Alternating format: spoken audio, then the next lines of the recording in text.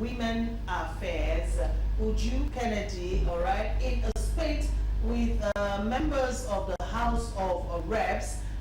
They clashed over misappropriation of funds, all right. So the minister was accused of corruption in her ministry, and the House of Reps members called her to come and explain a few things, particularly, concerning payments to contractors. We hear that some contractors have been writing to the House and lamenting about some unwholesome practices going on within the ministry.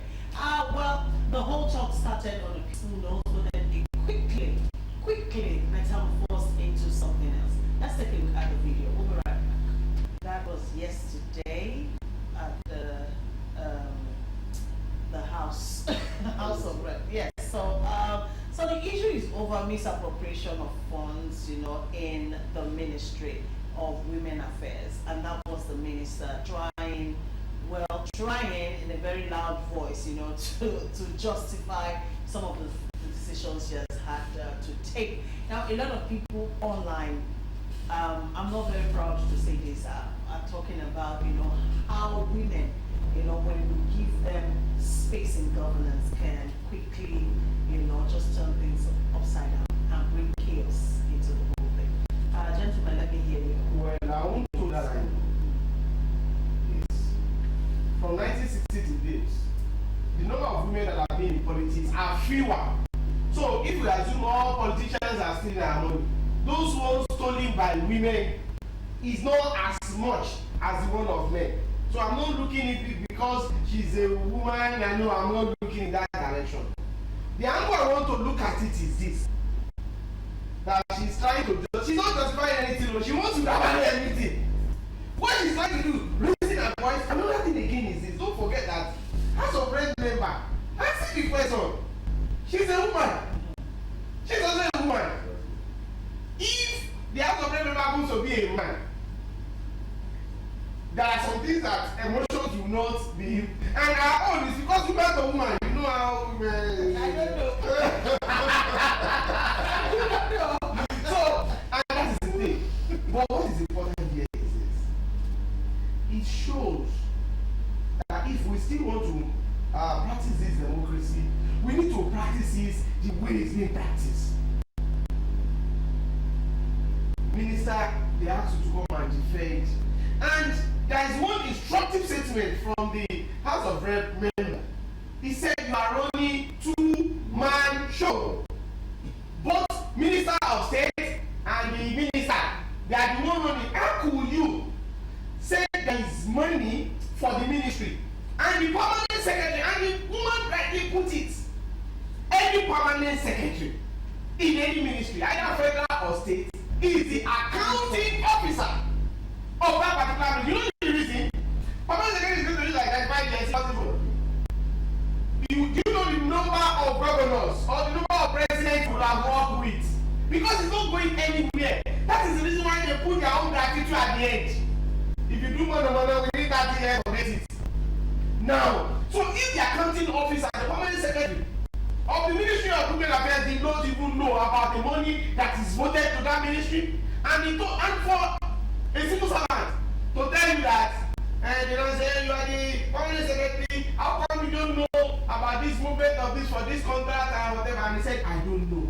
I give it to that sister. What he has done is that when they are doing us wrong, he was just looking at them like this. Who know what I'm going to say? And that's the thing. And it's not peculiar to this ministry. I am calling on President Bola Ahmed Tinubu that all the ministers, he said he has put on a committee that will be reviewing their performance. We want to know by September, we want to know the results, we want to know those who have gone. If he has to change, let him change some certain ministers.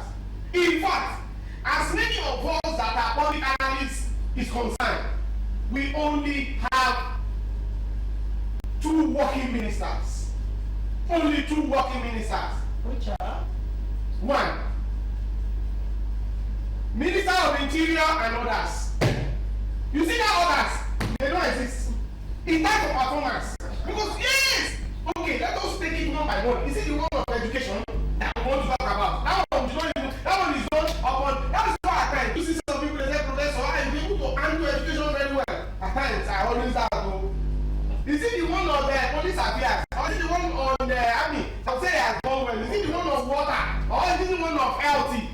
that is going well.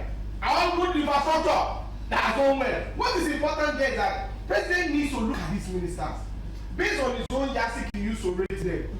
Those ones he needs to send out, he should send them out. And another thing, every one of them must be reviewed by EFCC and ICPC. It is very, very important because this is the way the allegation of Betta Edu was put on target. She has not been arrested. She has not been questioned by EFCC. She has not been prosecuted. And the ministry is still in limbo. And we don't hear anything. And she has not been arrested. With those bogus allegations, we didn't say she's a thief, but it's an allegation. But somebody needs to investigate allegation to know if the woman is free, because it's possible. She may be free. So let us know. We want to know what happens to Betta Edu. We want to know. And she was investigated. Thank you so much, Mr. Adegbenu. I have your reaction, Mr. Shokito. Well, it's a show of shame. I am ashamed that this is run the democracy that we practice. You watch other crimes, including places where they run the presidential system well. Because sometimes when you say these things, there's a parliamentary system. When you watch the debates in the House of Commons, for example, or in the South African House, and you see the quality of engagement, the quality of conversation that happens there. It might be heated, but they're civil. They may call you names, but they are witty about it. You can see civilization. How can we have a situation where a minister, a member of the executive, has been called to give account to the government organ that has the power of oversight over her, and that thing happened? If we had proper leadership in this country, it should be sanctioned just for that exchange alone. What I saw in all of that is that the president, there's something wrong in terms of leadership style. Everything rises and falls on leadership. That's what John Maxwell said. If you see ministers, and she's not the first one, the minister of power, we had incidents with him as well, where he just went off, and we have a number of examples like that. And when you see examples like that or cases like that, I start looking at the president and wonder what is signaling this. What kind of body language is it passing to them in terms of acceptable behavior and acceptable conduct, accountability? If you have told your ministers that if I hear this scandal about you, you are gone, then you won't be seeing this kind of behavior. This kind of behavior is, you are being accused of being a thief. You can shout, what she was doing, just like Mr. Adegbenu said, she wants to turn it to rough. I always tell people, when you have a point to make against someone and your points are solid, don't let them drag it to shouting contests. Don't allow it. By the time you shout, don't school that. Yes. Once they are trying to shout like this, calm it down. Say no, it's okay, we're sorry. Then present your facts. What she was trying to do, she was doing strategy. She wanted to scatter everything so that it's obvious now. We saw it now. We are not mind readers. Mama P. In argument. Allegedly. Wait, in argument. When you want to bring the premises, when you don't have facts, when you want to build the premises in an argument to overall, what I just need to do is three things. The first one, I will take the little thing that does not matter. I will turn it upside down. Number one. Number two, I will raise my voice. Number three, before you know it, I will throw hot troubles that I will vex. I will even be saying you are insulting me. Anybody that you see that is saying I'm insulting me, they are insulting me. Number four, I will say something very annoying. I will make that person And then it comes That's what the lady was. Well, we know that. For me, I think that it's unbecoming, and we need to continue to tell these people that this is not how governance works. If they are calling you to say this is what is happening, present your documents.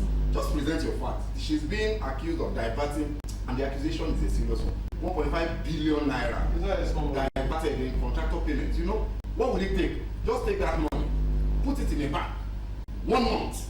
Calculate 1.5 billion naira multiplied by 15% interest for just 1 month. You will see that the allegation is weighty, and what people stand to gain by doing those types of things are significant. So it's not something that she can do gra over. It's a serious allegation that she should respond to and disprove Very simple. So, and of course, there was the female dynamic there as well. The thing went that way, of course, because when women fight, Of course, you can't take No, out you guys- the women dynamics. So when woman is looking for money, It could be PMS, baby. when woman is looking for Any money, menopause, everything is possible. when a woman is looking for money, Yeah. and is looking it around the woman, no problem. That's all right. All right, but then we don't need those kind of, behavior, from our selected and elected leaders as where it's acceptable behavior. Having said that, I'm happy at least there seems to be some call to question, going on. People need to account, for how they fed, especially responsibilities they have been given, especially when you are in charge of managing funds that are not yours, that belong to the Commonwealth of the Nigerian people. So we urge the House of Reps to keep up with the probe. Let's keep seeing things like this. Keep asking questions so that we know at least where our money is going into. But then again, it's refreshing to see that at least our ministers and